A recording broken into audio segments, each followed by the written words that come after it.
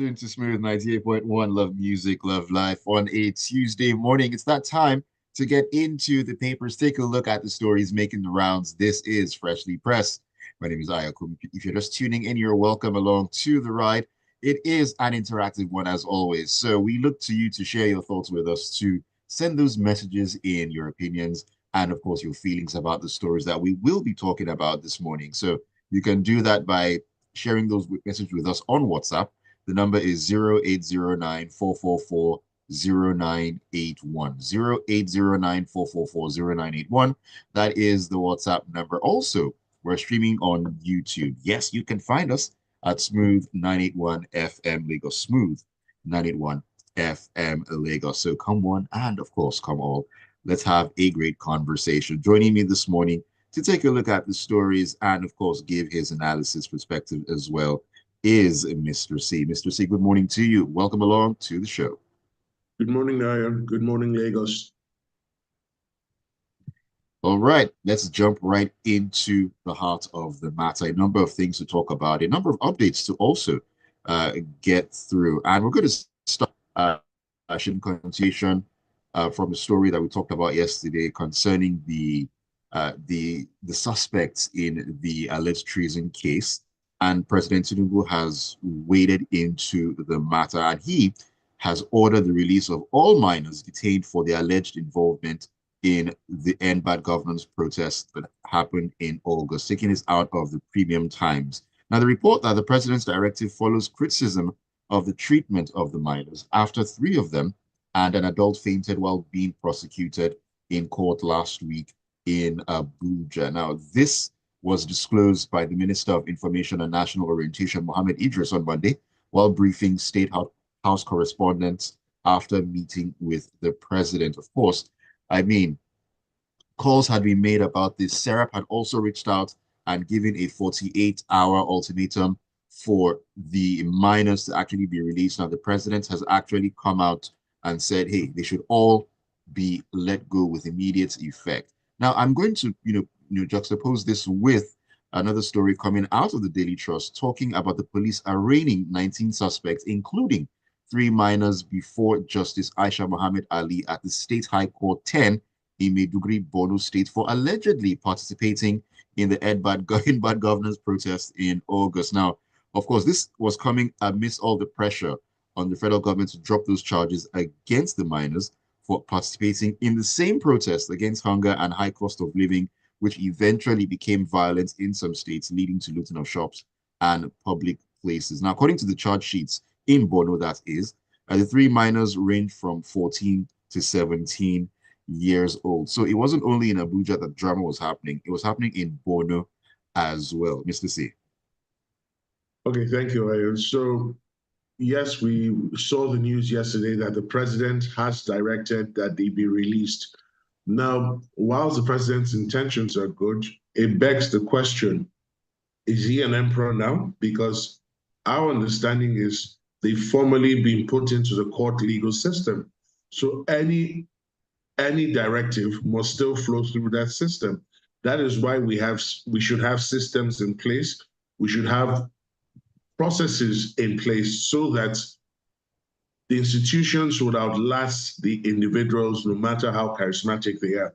Now, all of this has been one big distraction, and I would have thought that his directive would have been to the Attorney General of the Federation to move his team to ensure that the matter is listed this week in court, and then the minors who have been subjected to such traumatic circumstances can then be released. But when he just gives a directive, it comes off as being an emperor. I understand the motive, I don't fault it, but it should be routed through the proper process, through the proper procedure. We then move over to Borno State. And again, it's like nobody's reading the room, nobody's checking to see the pulse of the people. And it just feels like some of our political class, or a majority of them, has simply and truly disconnected from the majority of the people they supposedly govern. Now, the people in Borno State, what were they arraigned for? Participating in the August protests, waving Russian flags, and then allegedly defaming the governor of the state. Now, I've been of the firm opinion that, look, if you feel that someone has defamed you by his words, you have a remedy in going to the civil courts and pleading defamation. And if you can then establish your case, you're entitled to damages. But this whole business of hiding under criminal defamation for me doesn't cut it. Because remember that under the Constitution, there is a guaranteed right to freedom of opinion. Now, that right is not absolute. It's also circumscribed by the right of you, the next citizen or individual to you. So if you feel that someone's statements are unfair to you, right? One would think that the first thing you should do is write to the person or notify the person that the following comments you made, I find them defamatory and offensive, and I kindly ask that you withdraw them or render an apology. It's when the person refuses to render an apology, you then approach the courts. Right. Now, this business about waving flags, I did say yesterday that the flags they are accused of waving are identical to the defense flag rather than the Russian flag. There are slight differences between the two. Now, would it have been an offense if they were waving the British flag or the American flag? Would it have been an offense if they were waving the French flag or the Spanish flag? So why is the Russian flag the issue here? Is Nigeria officially at war with Russia? Are we having a long-running or long-standing dispute with Russia? What is the triggering point about the Russian flag? Now, they've cited some sections of the Penal Code as justification. I haven't had a chance to look at it, but the Penal Code was drafted a long time ago.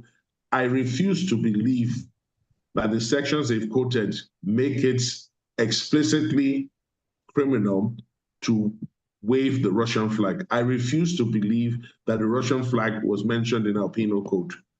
Now, truth be told, if everything was going jolly well and the reforms that had been enacted by this administration had yielded the desired fruit, there would have been no protests in August. This is our reality. We're here now. Rather than continue to criminalize people who are merely protesting the harsh circumstances under which they are daily constrained to live in and try to survive, more efforts should be made to making things better at the national level, sub-national level, and even, I dare say, the local government levels. The trick is you can't arrest everyone for protesting. If 20% of the population of Nigeria comes out to protest, you don't have the prison space to house them. You don't have the court system to take them on, assuming you then want to charge everyone with treason. We must differentiate between protest and treason. If it's a peaceful protest, live with the feedback, improve your game, and the same people that previously criticized you will then praise you. Interesting thoughts there, Mr. C.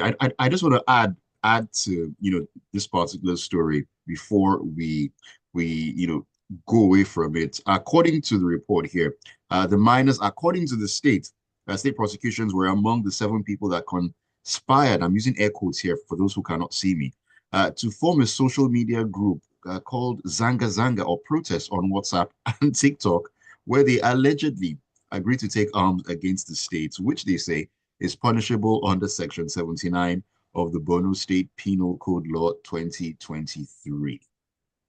Okay, so that is the allegation of the police, right? I've had practical experience against the police in court. I'm almost certain that if it's time for trial, if this matter ever goes to trial, the police may struggle to produce that evidence. So you say that they conspired to carry arms, but on the days they were arrested, they were carrying Russian flags.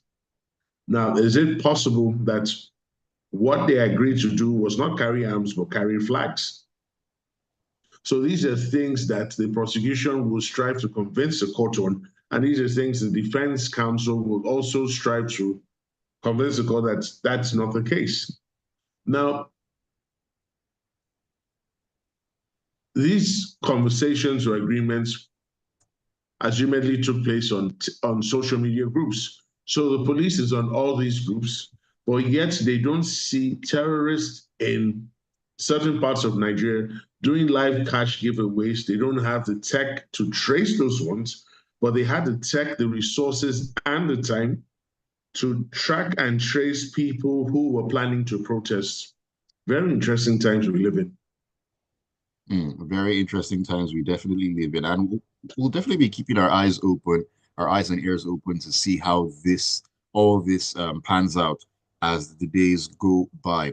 Let's still stick to President Tinubu here. We're heading into the vanguard, where while swearing in 7 ministers at the presidential villa in Abuja on Monday, that's yesterday, President Tinubu reminded them that they will be abused and criticized, but that they should remain focused and not distracted at all. Now, the president also said that his administration has stopped scavengers of the nation's resources and will completely do the same thing to profiteers and smugglers across the country. Okay, so 7 new ministers have been sworn in, and the president has told them, you'll be insulted, they'll criticize you, but, don't lose guard. Focus on what it is that you need to do to get the job done. In a nutshell, more or less. Yes, so the president was addressing the ministers after they were sworn in yesterday, and he confirmed that they will be criticized, they will be abused, but that they should remain focused.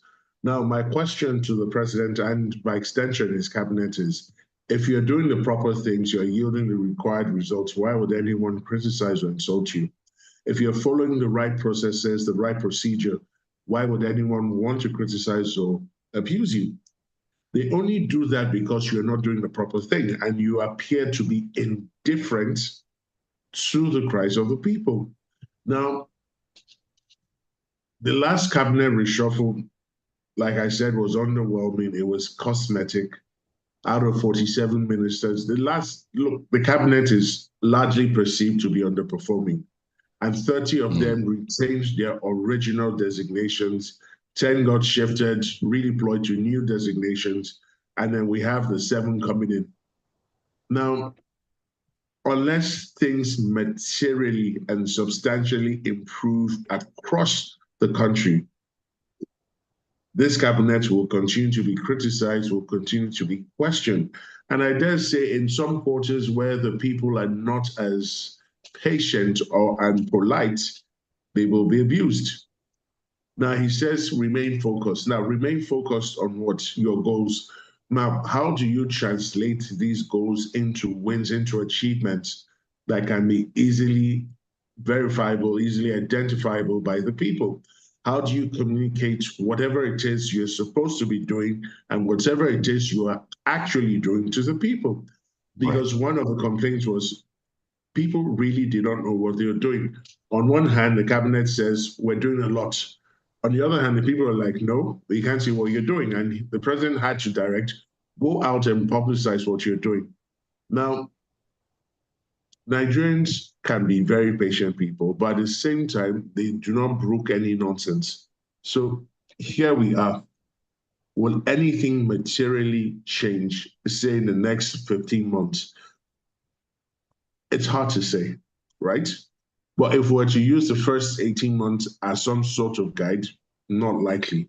Because if you have underperforming ministers in ministries and they haven't been removed or redeployed, then the question is, what is there to spur them on? Remember, this was on the back of some assessments conducted by some units. And it's a bit shocking that after the assessment, a lot of them retained their positions. But hey, we all want a better Nigeria. We all want things to improve. We all want things to get better, the cost of living to substantially reduce. However, none of that is going to happen if we do not increase productivity across board. We do not decrease substantially the theft in the oil sector. We do not stop the smuggling going on in the solid mineral sector. We do not reduce to a barest minimum the corruption pervading the entire land, all this will be wishful thinking, wishful hopes, and we will still remain in the same position at best if we don't plumb new lows. So it goes beyond focusing on your designations, focusing on your work. There must be a collective effort from the top, from the political class, which clearly signals to the rest of the country it's no longer business as usual. But again, fingers crossed, let's watch and see what happens. Fingers crossed, and let's watch and see what happens. But also, Mr. C, let me just throw the cat among the pigeons here and just ask you this. I mean, looking at we have 7 new ministers coming in. They're starting afresh, starting on the clean slate. There's pressure on them, definitely. Bearing in mind where the past ministers have come up until this point after over a year of this administration. Definitely, they'll feel the pressure. But is there also a possibility that these new ministers come in, make a splash, like you said? Could this be a catalyst for things to move around or shake around? I mean, you've seen that, 7 new ministers came in, they're already making a splash. Now those who were there before, could they also look at it and say, these guys just came in, they're already getting the work done, so definitely we need to sit up, or we need to get our acts together? I mean, is there a possibility that could happen? So to be honest, it's not impossible. It's plausible in some cases. But we must remember that some of these new ministers across the 7 newly appointed are ministers of state. They're not full ministers. In fact, one was downgraded from a full minister to a minister of state.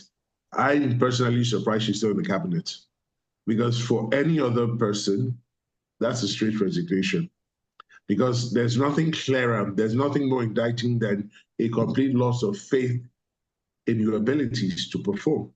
But will they perform to new heights and spur other non-performing ministers or underwhelming ministers to up their game? In a theoretical scenario, that is true. That can happen.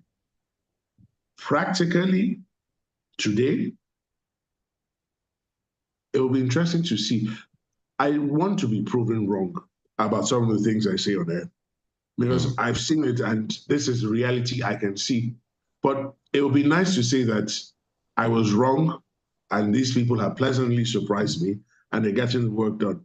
But again, let's see. We don't know what their KPIs are, so it's difficult for the public to measure performance against the KPIs that have been given to them.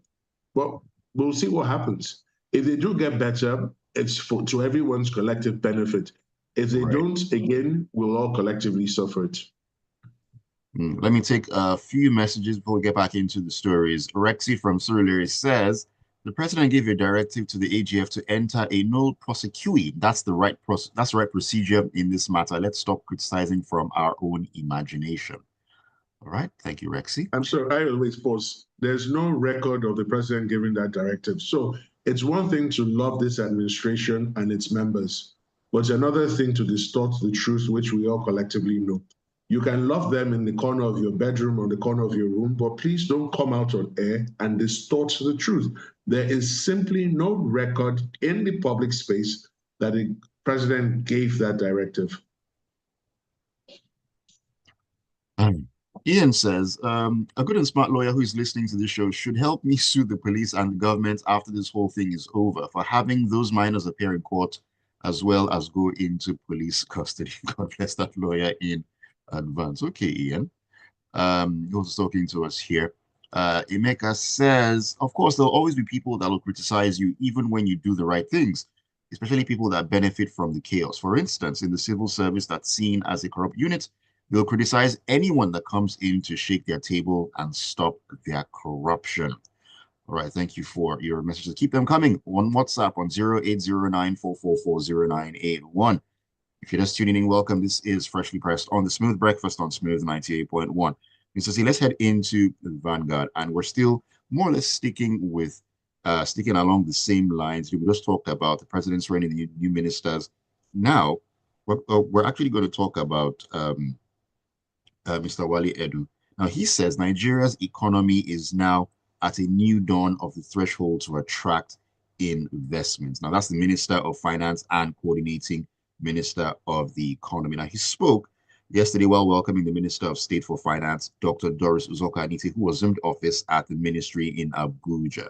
Now, he said that the two reforms, removal of fuel subsidy and the market-determined foreign exchange rates, had opened the Nigerian economy to investors.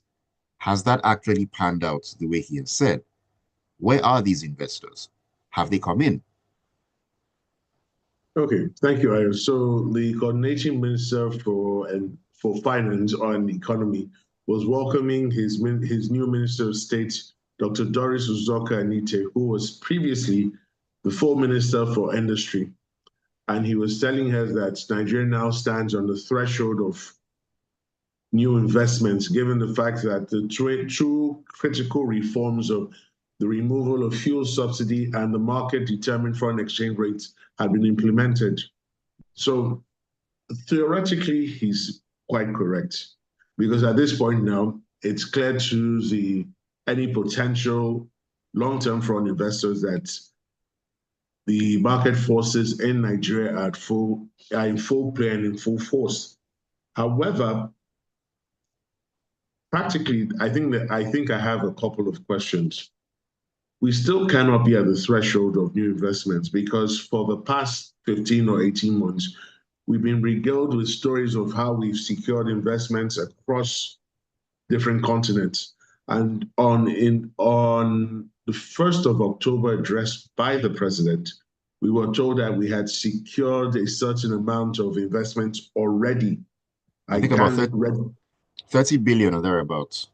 Yes. Now, if we've already collected and received investments in that quantum, according to Mr. President, then we still cannot be on the threshold of investments. Now, the bigger question is this. Even though these two reforms have been enacted, have been implemented, I dare say maybe not completely, there's still a lot of unrest. There's still a lot of uncertainty within Nigeria, especially as it relates to the regulatory landscape. No investor is going to come in knowing that laws or decisions can change overnight. I'll give two examples. So under the previous administration, we signed an agreement with regards to the marine sector, only for a minister under this current administration to suggest or say that that agreement was signed wrongly. Then you have instances of foreign companies taking Nigeria to international arbitration tribunals, stating that Nigeria continually breaches international contracts. Now, these things are very key. For us, we think, oh, it's nothing, that we have a big reputation. We're the largest we're the largest African economy in the world. We have the population, we have the market, so anything goes. No, anything doesn't go. You have to do things properly. Now, again, Mr. Coordinating Minister for the Economy did not give any timelines for when he expects these investments to come in. He didn't tell us who we're currently talking to get these investments from. So It's hard to measure what he said, given the lack of information presently available to assess information. Now, we do know that the Minister of State for Petroleum, Senator Heineken Lokbobiri, has indicated that two different investments will be coming into the country shortly. One, he says, before the end of the year is about $50 billion. Personally and privately, I have my doubts about that declaration, but let's give the minister the benefit of the doubt. No, because I'm clearly not privy to all the information he has, but 50 billion between now and the end of the year, that will be a pleasant surprise. I'll be happy to come on here and say I was wrong. I mean, Mr. C, the year isn't over yet. I mean, things can change in the blink of an eye. I can see the point. Today it's just the 5th of November. So he has 56 days left for that investment to materialize. So we wait here with bated breath. But more importantly, we need to know, they need to give us timelines. Since they are the people who are seeing the light at the end of the tunnel, they need to give us milestones. How much longer before we begin to see first light, or a glimmer of light, then first light, then the full body of light? With those timelines, we can then begin to plan ourselves, because each day it just feels like a majority of Nigerians or some Nigerians are just living and hoping from day to day. And really, that doesn't engender any confidence within Nigerians, within the private sector, or within the community of international foreign investors. Right. Thank you for that, Mr. C. Let me do a couple of messages. Life says, good morning to you, Life. He says, I'm very happy to hear Mr. C's voice on Monday and Tuesday. Hoping to hear it tomorrow and Thursday. Please keep it up. Life, if only wishes were horses, I would ride. I definitely would ride. But thank you for the kind words. Ajayi Olodunwa says the order by the president to immediately release the minors charged for treason due to their participation in the not hunger strike, end bad governance protest is another proof of the sloppy way this government is handling the affairs of the country. It's a terrible injustice to have kept the children in inhuman conditions for so long. This one is D from Ikeja says, it would be nice to see these investors because it was in the news that investors like Kimberly Clark and Pick and Pay left Nigeria recently. I remember the Pick and Pay one. They're selling 51% of their stake in a joint venture. So, I mean, we have these foreign investors who are actually leaving, and we're talking about creating that environment for them to actually come in. I mean, if things were fine, I'm not too sure these investors would be leaving. But like you said, Mr. C, let's look at this. Let's give them the benefit of the doubt and see what they're cooking. Eventually, the stew they're cooking will be ready for consumption. So what kind of stew it will be at the end of the day is another story entirely. Let's talk about the former CGN, and he actually has been acquitted by an appeal court. This is from the Vanguard. Now, the Court of Appeal sitting in Abuja on Monday, that's yesterday, discharged and acquitted the former Chief Justice of Nigeria, Justice Walter Onnoghen, of the charge that led to his removal from office in 2019. Now, if you recall, former President Muhammadu Buhari had on January 25th in 2019, that was about 29 days before the presidential election, he had suspended Onnoghen from office as the CJN and then swore in the next most senior jurist of the Supreme Court, that was Justice Tanko Mohammed, to take over the leadership of the judiciary. But an appeal court has acquitted him. And I think there was some sort of agreement that was come to. Make sense of this for us, Mr. C. Okay, thank you.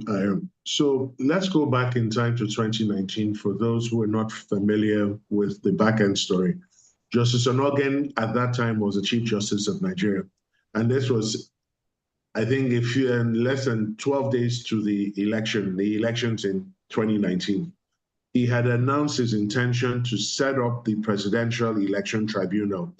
8 hours later, he's removed from office on the grounds that he did not properly disclose his assets. Now, we must understand that at the time he was removed from office, he was a serving judicial officer. He wasn't taken before the National Judicial Council, which has the power to appoint, discipline, or dismiss judicial officers. He was taken to the Code of Asset Tribunal, and even though he did raise an objection, the objection was dismissed, and then he was removed. He was subsequently forced to resign from office, and then the rest is history, because the second most senior justice of the Supreme Court, Justice Stanko, then became the substantive Chief Justice. 5 years later, Justice Onnoghen then files a suit. He had filed a suit, and then I'm not sure what happened, but he was at the Court of Appeal, and he was challenging his removal from office on the grounds that he was never taken before the National Judicial Council, and that he was never afforded the right to properly defend himself, and that the Code of Asset Tribunal was an inferior tribunal and had no jurisdiction to try him. Now, interestingly enough, the current Attorney General of the Federation, in conjunction with Justice Onnoghen's lawyers, then reached a settlement, which was then entered as a judgment of the court. Now, the terms of that settlement were not made public, but it's safe to say that some agreements and some monetary compensations would have been made. In addition, his bank accounts that were declared frozen and forfeited by the Code of Conduct Tribunal have been returned to him with the monies inside those accounts as at the date of forfeiture. What I do not know is if they're going to apply the interest rates, but that probably that was addressed in the terms of settlement again, which wasn't made public. But it just goes to show what happens when due process, due procedure is not followed. It's not the end of the world. If you're patient and you stay the course and you patiently challenge it through the courts of law, you will eventually get your relief, your remedies. And it is now clear that what transpired in 2019 was more political than anything else. Because the moment he resigned, nobody was interested in what the Code of Conduct Tribunal was doing anymore. So when will Nigeria get to the point where our public institutions are strong enough to withstand the whims, the caprices, and the desires of any individual, no matter how highly placed? Only time will tell. Mm. Only time will tell. We'll see how this all plays out. Let's take a couple of messages as we get set to draw the curtain on the show this morning. Michael says, should the president not be in the first and best position to criticize them? Should they also ignore him and continue to focus when he calls them out? There's no constructive reasoning with some of the utterances we hear from this government. It's alarming. And then he further says, Black Friday investments this November. Be expectant. Okay, we'll see. We'll see. Um, Orof says, I sincerely hope that that $50 billion dollars comes in before the year end. However, you don't expect all the nitty-gritty to be spilled. What happened to confidentiality of the investing party and all other sensitive info that shouldn't be in the public domain? And there's no problem. We're waiting for all the stuff that should be in the public domain to come out at the time. We are waiting. December is not too far away. Also talking to us here. Mark says, God bless Mr. C for his thoughtful analysis. Thank you for your messages. Idmapuza says, let's thank Mr. President for saving us more embarrassment because of those minors held over treasonable charges. They'll probably would have rotted in detention if they were not set free because none of their parents would be able to pay surety for their bail. All right, thank you for your messages and thank you, Mr. C, for joining me this morning on Freshly Pressed. Always a pleasure having you. Thank you for having me. All right, have yourself a great Tuesday and thank you for all the messages and keeping it tuned to Smooth 98.1. Don't go anywhere. The Grapevine comes up at 8:15. It's all about entertainment and all the great gist. Don't go anywhere.